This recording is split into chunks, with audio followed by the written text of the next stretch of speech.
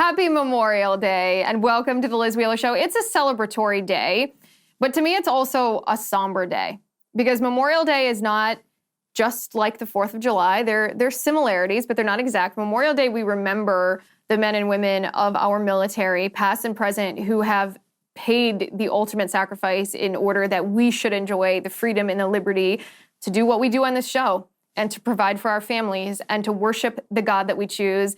And it's fitting that we celebrate the lives and the sacrifice of these men and women by exercising our freedom, but it always has a little bit, and maybe this is because I used to work for a veteran advocacy company. I worked with a lot of veterans who served during the height of the Iraq and Afghanistan war. They had lost a lot of brothers and sisters in arms, and there was always that current that ran through their patriotism, that somber current. Maybe it's because, I come from a military family. My husband served for so long, but it's celebratory, but it's also very humbling to think that someone else is willing to lay down their life for us and for our country. What I want to do today is I want to watch with you one of my favorite episodes and one of your favorite episodes. This is actually one of the highest rated episodes that we have ever done on this show. It just aired a week or two ago, but I want to watch it together because when we're talking about fighting for freedom, we're talking about this appreciation that we have for liberty. Part of that is keeping a very close eye on institutions that have become captured or corrupted with ideology that is a threat to liberty. And what I'm talking about, of course, is the media. I'm talking about the mainstream media and institutions that we didn't think of as the mainstream media that may be veering in that direction. So not to be vague, I'm talking about Fox News. An undercover journalist, meaning a journalist carrying an undercover camera, one of James O'Keefe's journalists, caught on undercover video a Fox News producer, a producer that produces on the show Fox News at Night, talking about the real reason why Tucker Carlson was fired from Fox News. And this producer said that within Fox News, it is now known that Tucker Carlson was not fired for a disagreement with Rupert Murdoch or because he was too religious or even directly over the January 6th coverage, but because his firing, or I should say his show being taken off the air, technically he's still an employee of Fox News, the last we heard, that this was a condition, whether it was in writing, whether it was spoken, we don't know those details, but it was a condition of sorts of the settlement between Fox News and Dominion Voting Systems, the settlement that cost Fox News $800 million. And this producer says this is why Tucker was fired. Now, what's interesting is on Friday, I talked with Chadwick Moore, who is writing the definitive biography on Tucker Carlson. It's called Tucker. You can go to tuckerthebook.com and order your copy. And I talked to Chadwick on Friday for a long time about Tucker Carlson and kind of got the inside look on who is he and what is his process and what does he stand for and what is his family like and just all of the details that you wonder about someone who's been in your living room day in and day out for the past, not just 6 years when he hosted, Tucker Carlson on Fox News, but for decades before that, he's been on cable news. And Chadwick said that, one of the reasons he announced his book now versus waiting until July is because there's information that he came across in the course of researching this book, which means also talking to sources who would know, both Tucker Carlson and his family and people in the know, who said that, yes, they can confirm that the reason Tucker Carlson was fired was because of the settlement with Dominion Voting System. So if you haven't already watched that episode from Friday with Chadwick Moore, highly recommend that you go watch that. You can go to lizwheeler.com to watch every single bit of that, lizwheeler.com. And this episode, this James O'Keefe sting of this Fox News producer. Like I said, it's one of my favorite episodes. I know it's one of yours. It's one of our highest rated. I think you're really going to enjoy it if you haven't seen it, or if you have, you're going to enjoy listening to it again to make sure you got every single detail. So without further ado, here it is. Welcome to the Liz Wheeler Show. Here's an interesting question that I was thinking about right before we started filming. If you analyze the Tucker Carlson situation, fired from Fox News, right? If you analyze that situation and you read all of the stories, all the online gossip, all of the rumors about why exactly he was fired and why he was fired so suddenly, of all the reasons, what would you pick as being the most significant? So think about some of these reasons. We were told by one news organization that it was because Rupert Murdoch didn't like that Tucker Carlson gave that speech at Heritage, in which Tucker Carlson said that we, in our political battles, are actually fighting a battle of good versus evil. There were rumors that Rupert Murdoch's ex-fiance thought that Tucker was a messenger from God and that this whole God thing creeped out Rupert Murdoch. That was one piece of speculation. There's another piece of speculation that said, no, it was because Tucker Carlson talked about January 6th and the Murdochs didn't like him talking about January 6th. And specifically, the Tucker Carlson talked about Ray Epps, and that was a liability, a financial liability for Fox News. There was a third set of rumors that said, no, the Murdochs had been getting tired of Tucker Carlson. Not the Murdochs, the board at Fox had been getting tired of Tucker Carlson. And in the wake of the Dominion voting machines settlement at Fox News, they made an argument to Rupert Murdoch that Tucker Carlson was a financial liability. And because Rupert Murdoch had been frustrated by other things that Tucker had said or done, this was just the straw that broke the camel's back, and he was let go. All these different reasons, all these different rumors, nothing really confirmed. A lot of it, sure, it would make sense. How do you really know what the real reason is? And what's the most salacious reason? Well, a Fox News producer was caught on undercover camera by, you guessed it, the one, the only James O'Keefe, spilling the beans about the real reason that Tucker was ousted from Fox News. We're going to watch that video together tonight. It's quite a video. And let me just say, if this is accurate, if what this Fox News producer said is authentic information about why Tucker was fired, then this is a lot bigger, let's just say, than we even realized. We're going to talk about that shortly. This is a story that happened a little bit earlier in the week, a couple days ago. Joe Biden gave a commencement address, and he said during this commencement address that the biggest threat to our country was white supremacy. We didn't talk about it at the time because this is just a regular Biden trope, right? This is not true. It's false allegation, yada, yada, yada.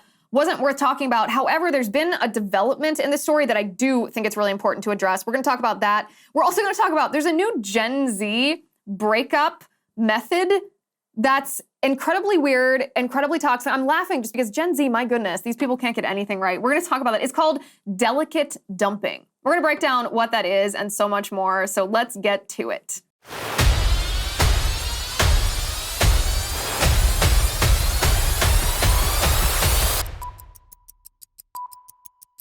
Okay, guys, let me tell you how to make Father's Day a breeze this year with Grip 6, the gift that every man desires. You can say goodbye to the hassle of thinking about belts and wallets because Grip 6 has got you covered. Their belts are infinitely adjustable, ensuring a perfect fit that feels amazing without any unsightly holes, bulky straps, or extra bulk. The wallets are sleek, they're durable and stylish. They feature an RFID blocking metal exoskeleton for added security. You know how sometimes hackers will try to steal your credit card information just by walking by you with some kind of technological device? This wallet protects against that. And let's not forget the incredible wool socks that provide unmatched comfort, stretch, and itch-free wear, keeping feet dry and cool even in the summer.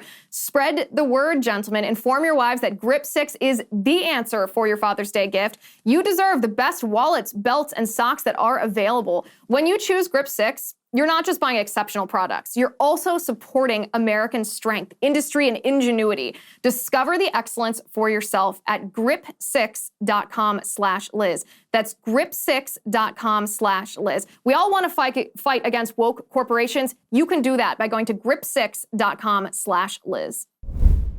Okay. Before we get started also, I hope you guys have checked out my brand new website that we just launched. We've been working so hard on this website. I'm very, very proud of it. Very proud of it. And it's fun to launch something new when not only have my team and I, not just me, people behind the scenes have put so much effort into this, but it's fun to launch something that you're so proud of. I'm incredibly proud of LizWheeler.com. I highly encourage you to go check it out. You can find articles that the mainstream media doesn't want you to be reading. So whether it's COVID studies, masks, vaccines, whether it's stories about transgenderism, trans athletes that are winning. And when I say trans athletes, I'm talking about males winning in female competitions. Also notes and research from the show, things we talk about here. And I reference facts and figures. You can find that on the website as well. Make sure you sign up for our newsletter. We're going to send out emails a couple times a week. Make sure you have all the information that you need to be fully informed. Go to LizWheeler.com. And be sure, by the way, to leave me a comment in the comment section. I want to know what you think, what you like about the website. If you have any suggestions of what you would like to be added, there's a comment section just for that. So I want to see you over there. I want to read your comments. I'm trolling them obsessively. So be assured I am seeing what you're writing to me. LizWheeler.com. That's LizWheeler.com. Okay, let's get to the video. This very good video. There's two parts of this video that I find particularly interesting. The premise of this video, James O'Keefe at his new organization, the O'Keefe Media Group, or as he refers to it, OMG, did an undercover sting where the journalist went on the date with a Fox News producer. I think this guy worked for Fox News at night, their 11 p.m. show. And this Fox News producer, unbeknownst to him, he was being recorded, and he's spilling the beans about what the internal discussions at Fox are related to the reason that Tucker Carlson got fired, right? We heard all the different rumors. Maybe it was Rupert Murdoch not liking his talk about Jesus and religion. Maybe it was Rupert Murdoch trying to get back at his ex-fiancée who worshipped Tucker Carlson. Maybe it was about the Dominion settlement, the Dominion voting machine settlement. Maybe it was about January 6th. Maybe it was about Ray Epps. Maybe it was about Ukraine. Maybe, who knows, right? We talked about this a couple weeks ago when it went down. It's fun to speculate. It's really interesting to know. But I think also it's not just salacious gossip. I think it's actually a very important, critically important to figure out why this happened, because it shows us what the powers that be want us to know and what the powers that be don't want us to know. It also shows us who's orchestrating these kind of hit jobs behind the scenes. And that's what James O'Keefe uncovers in this video. So without further ado, take a look at this. $144 million to settle that Dominion lawsuit. Oh, that was with the Dominion company. What happened with that? Like, they gave him money, part of it. They say it wasn't part of it, but we're learning that Tucker getting fired was part of that. Tucker getting fired was part of the Dominion lawsuit? It was part of the settlement. Yeah, he's ousted. When it's corporate media and you're beholden to advertisers, I guess. Well, it's either Pillow Guy or it's brought to you by Pfizer, right? It's like, it's big pharma. Yeah. Which is crazy because like we would do all this stuff about COVID vaccines, and we're getting money from Pfizer. We're getting what? And we're getting money from Pfizer. Yeah. Well, I mean, big pharma, big tech. You know, you're talking about like the shady players, like your buddy Michael Rosa, like that. He's the one who's crafting Dominion's message. That's a whole story in and of itself. Okay, so remember, this producer works inside of Fox News, and he said, we are learning internally at Fox News why Tucker Carlson was fired. And the reason, according to this producer, that Tucker Carlson was fired was because of the Dominion voting machines settlement with Fox News. They sued Fox News for defamation, and instead of going to trial, it was moments away from trial, Fox News settled, paid Dominion almost $800 million. It's like enough for 40 years worth of the revenue of this company. That's how much Fox shelled out to them. And evidently, allegedly, I should say, according to this Fox News producer, Tucker Carlson's firing was part of this. Now, Dominion voting machines and Fox News have both denied this, but this is where it gets a little bit interesting. There's simultaneously, when this video came out, when James O'Keefe dropped this video, there was an article from Variety magazine that dropped really very, very close to when James O'Keefe's video dropped. A little bit too close for me to consider it a coincidence. A lot of stuff behind the scenes in the news industry is coordinated. We know this. This is how it works. When people have information, they drop things in tandem or sequentially, immediately sequentially, so that it builds a story. Variety magazine dropped this article at the same time that James O'Keefe's video was released, and I want to read you just a little bit of what it says. Let me bring this up. This is what it says. It's written by Tatiana Siegel, dropped on May 16th, 2023 at 4:03 a.m. Pacific time. And the title is Inside Tucker Carlson's Battle to Trade His $20 million Fox News Salary for a Twitter Show. And then in parentheticals, it says exclusive in all caps. She writes, the mystery surrounding Tucker Carlson's ouster from the airwaves at Fox News and his future plans in media are coming into sharper focus. On April 26th, Carlson spoke by phone with one of Fox Corp's 8 board members who told the host that his recent benching was a condition of Fox News' settlement with Dominion voting systems, according to multiple sources with knowledge of the conversation. The unnamed board member told Carlson that the condition does not appear in any of the settlement's documents and instead was a verbal agreement. If Fox did not comply, the settlement was off, Carlson was told. Dominion had plenty of leverage given that the $787.5 million deal to settle Dominion's defamation suit against the network wouldn't officially close until late May. Variety writes, if Dominion opted to blow up the deal, Fox would return to square one on settlement talks or potentially subject the Murdoch family empire to a jury trial that would undoubtedly expose more embarrassing details about the operation of Fox News and fallout from its 2020 presidential election coverage. Unlike Sean Hannity, Jeanine Pirro, and Maria Bartiromo, Carlson wasn't a key player in the suit that claimed Fox News repeatedly and knowingly aired false claims about the company with regards to the 2020 U.S. presidential election. But Dominion was looking for the best way to maim the conservative news network, and forcing Fox News to cut ties with the most watched personality in cable news would deal a potentially insurmountable blow and lead to a viewer exodus, according to Carlson's understanding. That condition was intended to hurt Fox, and Tucker is just collateral damage, says a source familiar with the matter. Dominion wanted to punish Fox, and it's working. Now, worth noting here, Dominion and Fox Corps both strongly dispute that the decision to take Carlson off the air was linked directly to the settlement. Yada, yada, yada. Right. Who believes them? Not even interested in their denials at this point. So internally, in Fox News, this Fox News at Night producer is saying, well, we're hearing that it was a condition of the settlement with Dominion Voting Systems that Tucker Carlson be taken off the air. At the same time that this video is dropped, Variety publishes a piece that says, according to internal sources close to Tucker Carlson, that Tucker Carlson spoke with one of the 8 Fox board members who told him directly that him being taken off the air was a condition of the settlement with Dominion Voting Systems. So this is now getting very, very interesting, but we're not done here. Further along in James O'Keefe's video, in this undercover sting, listen to the information, and this is never before reported information to my knowledge. I've not seen this anywhere else until this video from James O'Keefe. This Fox News producer describes exactly who coordinated this hit job against Tucker Carlson. Take a listen. Sean also told us about his buddy Mike LaRosa, who, according to his Twitter account, was the press secretary for Jill Biden. Michael LaRosa is now working for a PR company called Penta, whose primary client happens to be Dominion Voting. Sean says that no one has put this together. Well, we're certainly glad that Sean put it together for OMG and all of you. You look at those little connects and you're like, someone who worked for the Biden White House was literally crafting the message for Dominion. So you're like, of course. So he left working for Joe Biden to start this PR firm or work with this firm whose sole client was Dominion doing their comp. It's like right from the White House to go defend Dominion. So wow. Like, when you know those little moving parts, you're like, everyone's shitty.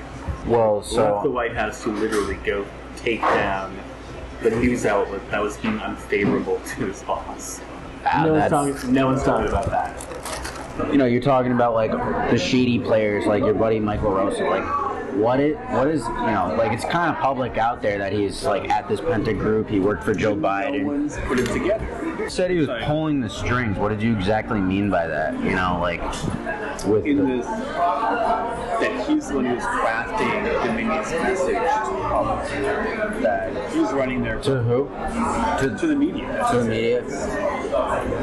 But no one's picking up on the fact that here's someone who used to work for Joe Biden. Joe or Joe or both? Technically. Worked in the administration. Worked in the administration.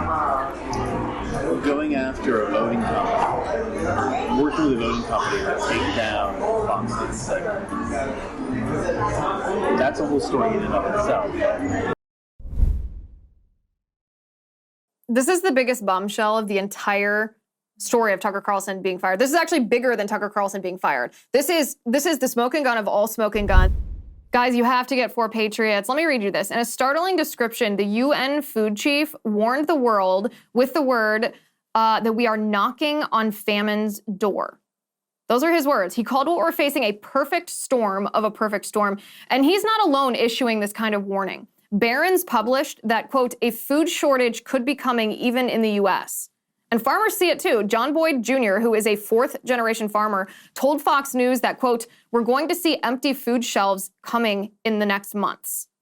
That's why getting survival food is more important than ever. I strongly recommend that you create your own stockpile of the best-selling 4 Patriots survival food kits. This is what I did for my family. This is not ordinary food. We're talking good for 25 years, super survival food. They have different breakfasts, lunches, and dinners in their food kits. You can make these meals super easily, less than 20 minutes. Just add boiling water, simmer, and serve. And right now, and for the next few days, You can get 10% off your first order at 4patriots.com if you use my promo code Liz. Just go to 4patriots.com, use my promo code Liz to start your stockpile today. 4patriots.com, promo code Liz. Okay, so to me, this part is more interesting than just the juicy rumors of, oh, Tucker Carlson got fired. It was a surprise. What happened? This shows us that there's an underbelly to this situation, and an underbelly that's associated with who is in control of our government right now, right? So now we are all of a sudden dealing with a whole different ballgame. We're not just talking about internal drama at Fox. We're not just wondering, oh, are there woke executives that are actually running Fox who don't want their commentators to be based? They just want kind of squishy establishments. Are the liberal board members of Fox just messing with conservative viewers? That's totally irrelevant now. Now what we're dealing with is potentially a takedown of the most powerful conservative commentator, the most powerful conservative influence in our country by indirectly, albeit indirectly, the Biden White House. So Michael LaRosa, let's focus on that name for a second. But Michael LaRosa is in charge of the public relations for Dominion Voting Systems. That means that everything that Dominion Voting Systems says publicly, every narrative that they portray, every way that media outlets or pundits frame Dominion is coming from this guy. He's the mastermind behind how Dominion Voting Systems is viewed by you and by me, is viewed by the left. He's in charge of this. So this guy runs his own PR firm called Penta, but his primary client is Dominion Voting Systems. Now, his primary client, this is a big client to have, right? If you are just starting your business. And Michael LaRosa is just starting his business. He's just starting his business because he was previously working for the Biden administration as First Lady Jill Biden's press secretary. It's a very, very clear path from the Biden White House, Jill Biden's press secretary. That's a high-level position in a presidential administration. We don't think oftentimes about the First Lady's staff being as influential, or not as influential. We don't think of them as being as prominent as the staff of the president, but make no mistake, sometimes they are equally as influential because they don't face the same media scrutiny, but they have access to the inner circle of the president. The inner circle of the First Lady is the inner circle of the president. So he served as press secretary for Jill Biden and then left the White House, immediately started his own PR firm, and his primary client is Dominion Voting Systems. This lawsuit's been pending for a long time. This is not something that just happened. This is something that has been in the works since the 2020 election, since the immediate aftermath of the election. So when Michael LaRosa left Jill Biden's staff in the Biden White House, he knew about this. When he acquired this client, he knew about this. What does this tell us? Let's be real here. This tells us that an operative from the Biden administration who most likely, it would be almost unimaginable to believe a scenario in which this person, Michael LaRosa, is not in contact with his previous colleagues, is not in contact with other Democratic operatives, is not in contact with people who are influential within the Biden administration, if not actual Biden administration officials themselves. It's indirect control. So the man who is concocting the narrative about Dominion Voting Systems, and part of that is targeting Tucker Carlson specifically, is in bed with the Biden White House because he was part of it.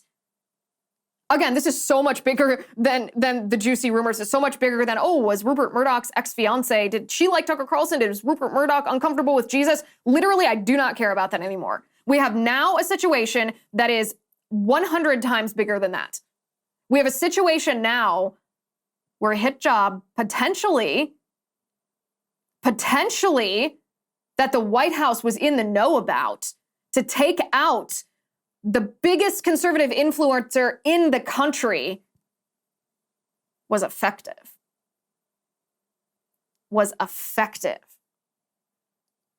If James O'Keefe, man, oh man, if James O'Keefe did not capture this stuff on camera, there's no way that we would ever know about this. And by the way, the same guy who served as the undercover journalist in O'Keefe's video, who got this information from the Fox News producer, that's the same guy who was the undercover journalist in the video exposing the Pfizer doctor about the vaccine, the hugest Project Veritas video in the history of all of James O'Keefe's work. the same undercover journalist did this. The guy is doing phenomenal work. And the story has just taken on a whole different color. We'll have to watch this play out. The Variety article also mentions Tucker's foray into Twitter. He plans to launch a show on Twitter in the next month. We talked about that last week a little bit. But it is interesting. It is interesting because there are reports that Tucker Carlson's contract has an exception for Twitter. We mentioned this actually last week because a source close to Twitter told me, or a source close to Tucker, I should say, told me that his contract had an exclusion for content posted on Twitter. And if that's the case, then Tucker may still enjoy his payout, his salary from Fox, who didn't officially terminate him as an employee. They just took him off the air, while also being able to host an independent show on Twitter. We'll have to see. We'll have to see what happens there. But the story of his firing just got a whole lot more interesting. Okay, let's turn over to Joe Biden now. This is a story that happened a couple of days ago. We didn't talk about it a couple days ago because Joe Biden says this kind of nonsense all the time. And at a commencement address, Joe Biden said that the biggest threat facing the United States is white supremacy. It's an offensive thing to say because the left falsely accuses conservatives of engaging in white supremacy, right? It's not that you and I sitting here are opposed to condemning white supremacy. Of course, we are, and we do strongly because it's evil. But what the left means by white supremacy is not what white supremacy actually is. So this is what Biden said. But there's an additional thing that happened this week that added to the story that we do need to address. So first, this is Joe Biden at the commencement address. We know that American history has not always been a fairy tale. From the start, it's been a constant push and pull for more than 240 years between the best of us, the American ideal that we're all created equal, and the worst of us, the harsh reality that racism has long torn us apart. It's a battle that's never really over. But on the best days, enough of us have the guts and the hearts to stand up for the best in us, to choose love over hate, unity over disunity, progress over retreat, to stand up against the poison of white supremacy, as I did my inaugural address, to single out as the most dangerous terrorist threat to our homeland is white supremacy.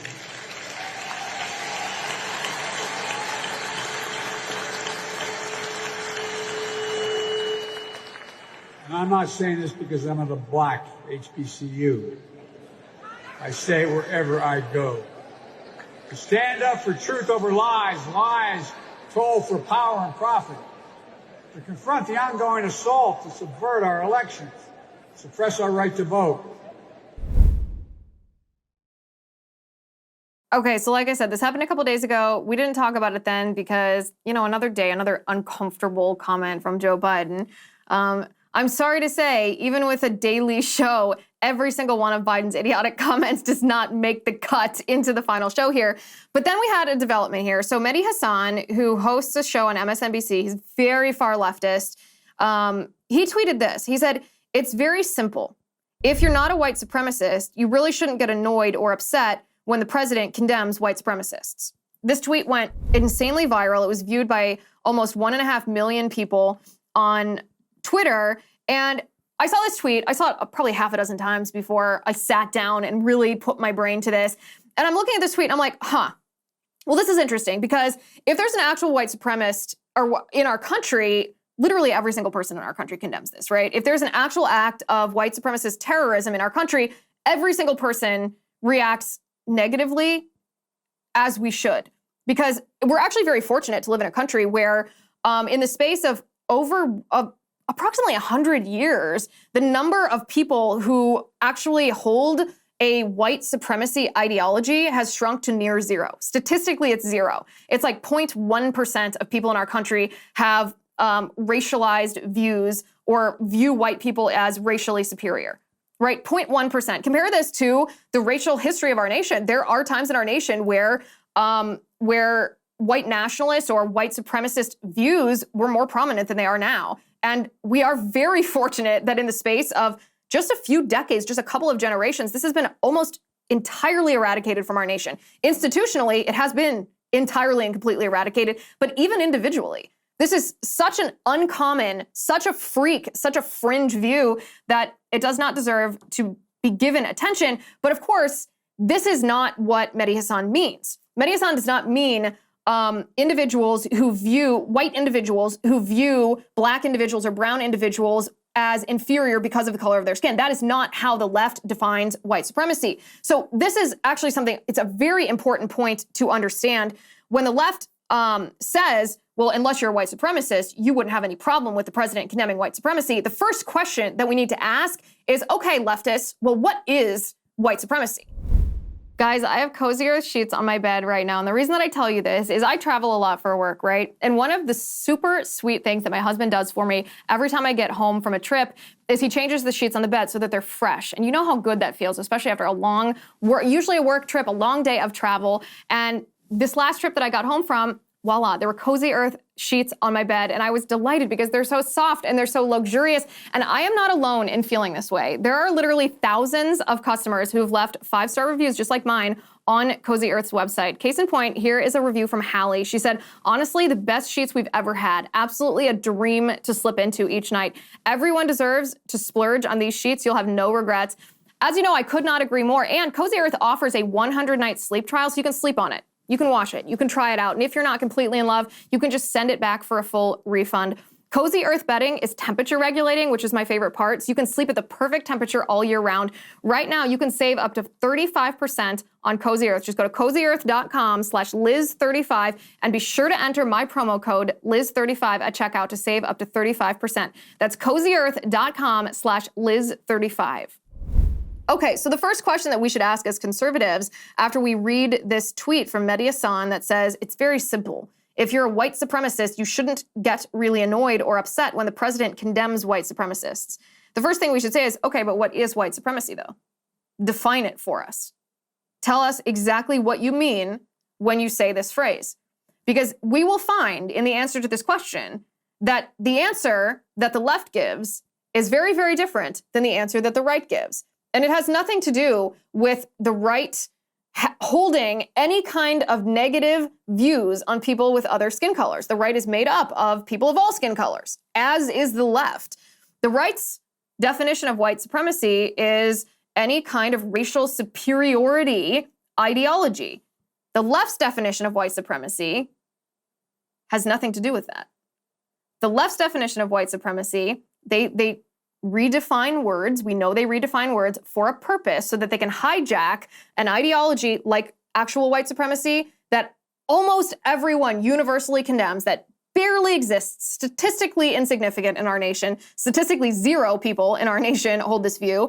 And they hijack that term because they know they can turn everyone off if they associate Republicans or Republican policies with this view. So let's look at some of the things that the left has called white supremacy. And to do this, this is actually from the African American History Museum in Washington, D.C.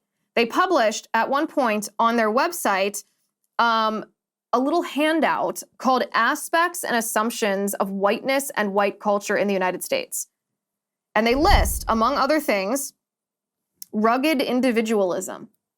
This is an aspect of whiteness. Now, the inference here is that this is a negative thing because they say whiteness and white culture are dominant, they're oppressive, they're something that has marginalized the Black community throughout the decades. Rugged individualism, an emphasis on the scientific method, a work ethic, time, guys, time, justice, communication such as grammar. So all of these different things that have nothing whatsoever to do with race, even the African American History Museum under the Obama administration, I believe is when this handout was first put on the website, have been condemned as being associated with white supremacy. In addition to that, organizations like the Black Lives Matter movement have said that the nuclear family is a white supremacist institution, that free market capitalism is a white supremacist institution, that mathematics is a white supremacist, perpetuates white supremacy, which that one's doubly laughable because mathematics was literally invented in the Middle East. White men weren't even associated with higher mathematics, the invention of higher mathematics. But we're told that police and law enforcement and our system of criminal justice is all perpetuating institutions, or they are institutions that perpetuate white supremacy. We're told sex essentialism, which is the biological definition of sex, man and woman, the gender binary, as the left calls it, that is an institution perpetuating white supremacy. So now we have a totally different context for Mehdi Hasan's tweets, but also for Joe Biden's speech, right? Because when the left says white supremacy, you and I automatically think of what white supremacy actually is. We think of this poisonous, evil ideology that holds that human beings of different skin colors are somewhat subhuman or inferior, this ideology that everyone in our country, on both the left and the right, rejects. But the left has redefined this word to suit their political narrative because they think our revulsion at the word white supremacy, at the phrase white supremacy, will cause us to jump on board with their political agenda to abolish the civil institutions of our nation, the economic institutions of our nation, and ultimately the governmental institutions of our nation that make our nation the best, the freest, the most prosperous nation that the world has ever known. The left, of course, hates this nation, wants to destroy it, and wants instead a communist Marxist utopia. And so now, of course, we look at Joe Biden's speech at this university and we realize, well, okay, yeah, this story actually is worth commenting on. It is worth condemning him, not just because he's stupid, not just because he's awkward, not just because he's trying to insert racialism into everything, not just because he's issuing false allegations about both events, but also individuals. He's not just trying to falsely associate Republicans with white supremacy, which is grotesque because it is patently untrue, but because he's labeling all of these things that have nothing to do with a poisonous ideology as being associated with a poisonous ideology. And what's more, he's calling people who perpetuate what he calls white supremacy, which isn't white supremacy, terrorists, right? So the defense of Mehdi Hasan, when conservative pushed back on this, was, well, Biden said that the threat of terrorism, the biggest terrorist threat in our country, is white supremacist terrorism. And my answer to that is the same question as before. Well, what is terrorism? The Department of Homeland Security has labeled almost all Republicans as militia violent extremists if they so much as fly the Betsy Ross flag, or if they follow the founding fathers, or if they have the Don't Tread on Me flag. So your definition of white supremacy and your definition of terrorism are critically important to your condemnation. Because while a sensible person might listen to Joe Biden and define what he's saying literally, it would be a mistake for us as sensible people to do that. What we have to do is we have to understand that he's now speaking in coded language. He's now speaking in words that the left has redefined to suit their political agenda, and their political agenda is the destruction of our nation and the destruction of us. As you can see, why it is now necessary to comment on this. So Joe Biden also displayed his corruption at the NIH. After Dr. Fauci, quote unquote, retired, he's technically retired from the NIH, but he's actually not. He's actually not fully retired from the NIH. The NIH got an interim director. This was also after Francis Collins left the head. Fauci, of course, was at the NIAID. It's a sub-agency of the NIH. Francis Collins left the NIH, and now Biden has nominated a new doctor named Dr. Monica Bertagnolli to head up the NIH. Dr. Monica Bertagnolli is a simply terrible choice. She's like just a girl version of Fauci. A girl version of Fauci. Jordan Schachtel over at the Dossier Substack reports that Dr. Bertagnolli has received $290.8 million in research funding from Pfizer. Think about that number for a second. $290 million. $290 million. Okay, that's like what? Half of what Fox paid to Dominion voting systems? Almost half? This is an enormous amount of money. The Daily Signal put together a report, this is from 2015 to 2021, that she received more than 116 grants, this new NIH director, or this new nominee for NIH director. More than 116 grants from Pfizer. It totaled more than 89% of her research grants. So let's step back for a second. Do we think that this woman might be compromised, might be captured by Big Pharma? Do you think that ideologically she's going to be completely in line with the profit motives of Big Pharma, since her entire quote-unquote scientific career has been funded by Pfizer money. 89% of her research grants, $290 million, 116 total grants. It's not just a joke. It's not just corruption. It's dangerous.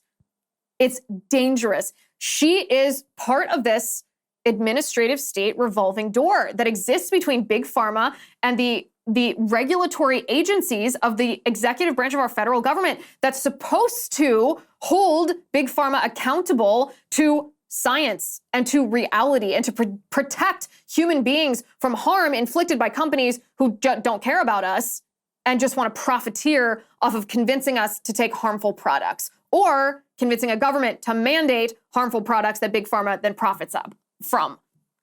It's hideous. It's grotesque. The Senate, by the way, has to approve this. And if a single Republican senator votes in favor of confirming this nominee, that Republican senator should be kicked out of the Senate so fast they don't even have time to close their office door.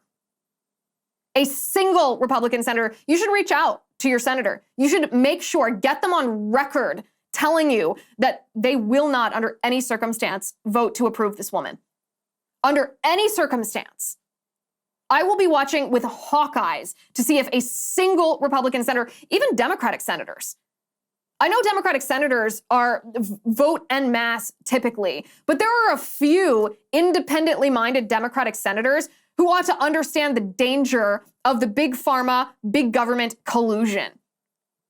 And if they can vote to approve this woman who is clearly in bed with Pfizer, they deserve to lose their seats as well. We will be watching each and every United States senator to see how they vote and to see what comments they make, how strongly they speak out against this, because they're in positions of power and influence. And if you don't speak out when this kind of corruption is happening right before your face, then you're useless and you shouldn't be in the United States Senate. Okay, so apparently Gen Z has a new breakup method, this new trend of how Gen Zers are breaking up with each other. It's called delicate dumping. Weird and hilarious phrase, but let me read you exactly what delicate dumping, how delicate dumping is described. You can find the full explanation over on lizwheeler.com. This is what a therapist from England says. This is how she describes this new Gen Z breakup trend. She says, delicate dumping involves taking a step back from a relationship without having the actual breakup conversation. It's about employing tactics such as ghosting, replying to a partner more slowly, and even ignoring the other person completely. Jodie Slee, a 39-year-old therapist in West Yorkshire, England, told news agency SWNS. Delicate dumping. Well, it sounds to me like this is a method for cowards, but ghosting, for anybody who doesn't know, means that suddenly you just become a ghost. Suddenly you just stop responding to texts, you stop responding to phone calls, you've not said, hey, I don't want to date anymore, or I'm ending this relationship, or I think we should slow things down. You haven't communicated in any way. All of a sudden you just ghost, you just stop responding 100%. The other person isn't expecting it and never hears from you again. Apparently, this is quite common among the youngest generation, among Gen Zers. It's quite common for, and this is the way that men break up with women. This is not something that women do to men as often. This is typically the man doing it. This has become quite popular for during the so-called talking phase of a relationship, which is the casual dating part before you're committed exclusively in a relationship, that a guy and a girl will be talking and then suddenly the guy will just never respond. Even if you text every day, you text good morning, you text good night, you call during the day, one day, bam, the guy's just gone. This is called ghosting, and this happens quite often, I'm told. There's also like a disconnecting that's involved with delicate dumping. Disconnecting meaning that suddenly you just only respond in monosyllables, or you are kind of unrelatable. You sever that emotional connection, make yourself unlikable until the other person breaks up with you. Again, this is mostly men that are doing this, mostly men that suddenly stop responding, stop participating in the relationship, even if they're technically still there. So it's like one step away from ghosting, but I would call it emotional ghosting. And even doing things like posting things on social media, but waiting a long time after you post something on social media that you know the person that you're talking to or in a relationship with will see, but waiting hours then to respond to their text so that they know you saw it, didn't respond, but we're doing other things online. This is called delicate dumping. A guy wants to end the relationship, but he's too cowardly to do it himself, so he does things deliberately to get the girl to break up with him, and these things are distancing himself, disconnecting, or ghosting. And the reason Gen Zers give for why they do this instead of just sitting down with the person saying, hey, I want to break up, or hey, I don't think we should date anymore, or hey, this is why we're not going to be in a relationship. The reason is because some young men feel uncomfortable. They feel discomfort in that conversation. When I'm reading this, I'm like, yeah, no kidding. You think breaking up is uncomfortable? Wait until you get to real life outside of college, outside of the dating pool. A lot of conversations are very uncomfortable. And my commentary on this is, ladies, if you have experienced a male who has done this to you, you should consider yourself lucky. You should consider yourself very lucky. You dodged a bullet, because had this man not been so cowardly as to force you to break up with him by either ghosting you, distancing, or disconnecting, emotionally disconnecting, you might have been stuck with a freak for life. So you have dodged a bullet, and that is not, to put it delicately, because these men don't deserve it. This is, you might have been stuck with a sissy like this for the long haul, and at least you dodged that one. So head on over to lizwheeler.com if you haven't already. Leave me a comment. Let me know what you think of our brand new website. Drop your email address in our email newsletter sign up. So, if and when YouTube kicks us off, I know 350,000 of you guys have subscribed over there. I really greatly appreciate it, but YouTube is probably going to kick us off at some point. I don't want to lose touch with you. Drop me your email address. We'll keep you updated on everything you need to know.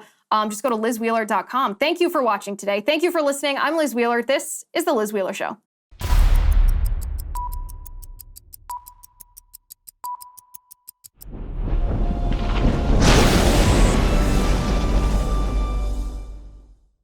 If you haven't already, give this video a thumbs up, hit the subscribe button below, and ring the bell to make sure you never miss a video.